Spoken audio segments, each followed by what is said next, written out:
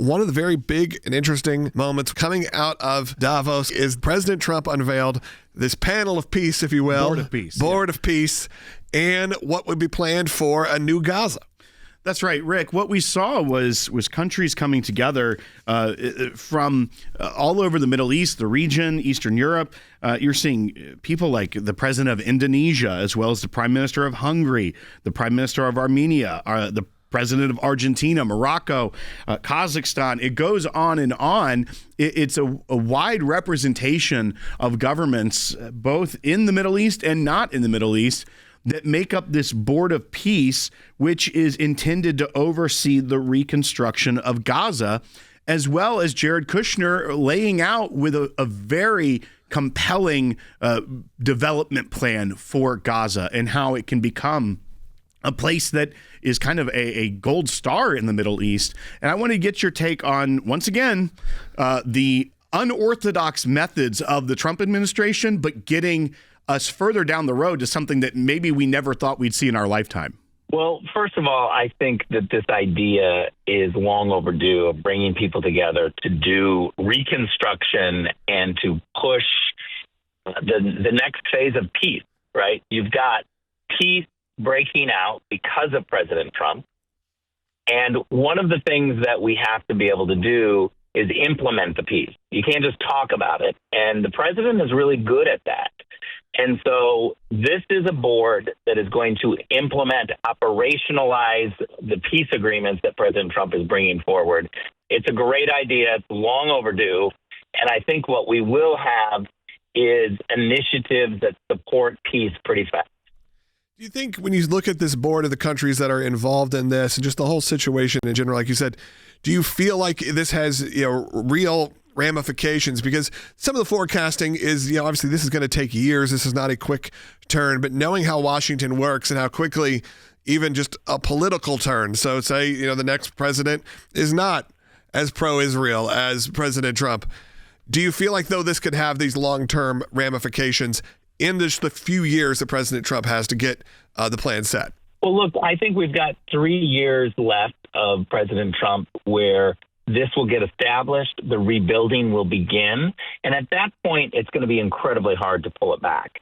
People want to see peace operationalized and the next steps, and this is exactly what's going to happen. I think it was a brilliant idea to ask people not just to sign up, but to also give money, because that's what we need, and I think that's the failure of the UN. The UN hasn't been able to do that.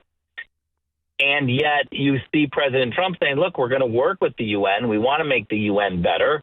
But this is not going to go through the UN because we know its limitations. Well, we also know what the UN has done in Gaza specifically with the UN schools that were teaching propaganda to Palestinians for decades, as well as harboring terrorists and including keeping kidnapped hostages. That some of the leaders of those schools were harboring hostages at the direction of these terrorists. But you also start to see some countries that are saying they won't be a part of this. You're seeing Norway, Sweden, France, Britain. The UK has not yet signed on. They're concerned. Pretty heavy hitters. Concerned about it.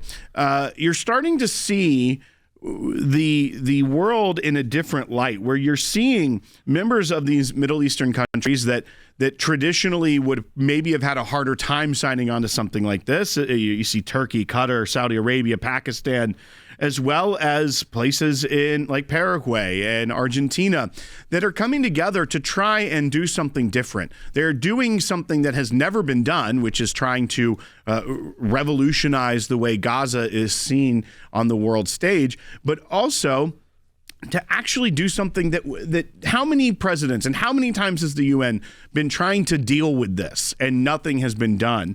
And now you're seeing some of the old guard say, we're not sure we want to be a part of this. What does that tell you about the state of global affairs, if you will? Well, let's be really clear. The only people that are sitting on the sidelines on this idea are the Europeans. And we need to be very clear. Europe is an amazing place to travel and vacation. It is a horrible place to do business and to push new ideas. They are in their old ways. Their economies are stale. I hate to say this because I do love my European friends, but they're all complaining about Europe dying. And so it does not surprise me that European leaders can't look at this entrepreneurial idea and get on board. They're not good with any entrepreneurial idea. They are old school, and they can't shake off the old ways, which is why their economies are struggling. We actually have a call coming in, and this is someone that doesn't like the Gaza plan as it is, and once again, all of this is just now being put forward. But I think we should take this just while we've got Rick on. This is Charlie calling from New York. Charlie, you're on the air. I really have some bad feelings about what's going on over there in Gaza. I really feel that it's going to come back to haunt us, and that there won't be peace. We all know, I mean, we're Christians, that there will be no peace in the Middle East until Christ comes back. So to say that there's some peace now, I believe it's just temporary. And with all the deaths that had happened over there, you know, I'm sure a lot of terrorists were killed, but I also know a lot of innocents were killed. And I don't understand why we gloat over making a resort out of a battlefield. I think that battlefield is going to be there for quite some time, no matter, even if you make it look like a resort. People are still going to have bad feelings, and it's really not going to go so well. So I just see delusions of grandeur going on. I mean, Charlie, look, I've been in those areas of the world. It's been a battlefield, as you said, for a very, very long time. This was nothing new. Now, was the scope of maybe the war efforts bigger than it had been in a very long time? Absolutely. But this was nothing new.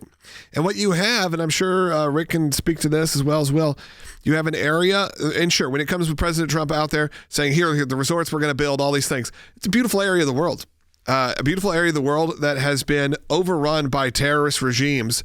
So is there hope that can be turned around? It can become an economic center and hub for not only, they showed the labs that they're going to be building, all the different energy sources that can come from it, as well, and technology. As we know, the Middle East has been an extreme, and I can turn to Rick, an extreme help, especially the Israelis in terms of the technological growth and the amount of products and the amount of things we use that come out of Israel is astonishing. So to say that we're just going to say, Charlie, we're going to say, okay, well, because it once was this, it can never be anything great. That's what happened to Iran.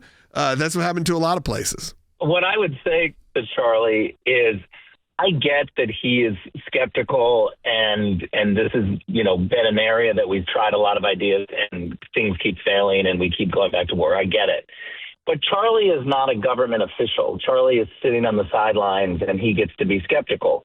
For government officials, we have to try. We have to do something. And this is the closest we've been, and this is the most important moment for possible peace.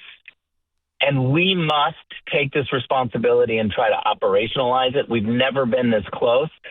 Certainly, he's right. We may have 20 years of hostilities, and it might take a while, but we've got to try, and this is the beginning. Well, and I think to Charlie's point as well, Charlie, I think even when first peace plans were announced, Logan and I were on here very boldly saying how skeptical we are that any of this will go anywhere. I'm skeptical that this will move forward because it is a very difficult place. I like the concept. At least something. And I would also point, and I agree with your point, there will never be true peace anywhere in the world until Christ comes again. But even Gaza itself is not Jerusalem. We know that we pray for the peace of Jerusalem, and that peace will never come until it is in God's hands. However, Gaza is different. Gaza is not Jerusalem. It is not the historic battles that Jerusalem is. But it's just also, down the road. Right, But, it is very close, but I'm saying that there is a difference between Gaza and Jerusalem. And I also think if you're not putting forward a way to economically develop it, a way to bring people out of the destitution that they were put in by the terrorists, and have been in for a very long time. Right. Then you're never going to be able to move anywhere. So it's not necessarily gloating about there being resorts and tech and all of these things coming to there. It is showing a path forward instead of being, we're going to send concrete from the UN. And what are the terrorists going to do? Build terror tunnels. They are saying, here is a new way forward.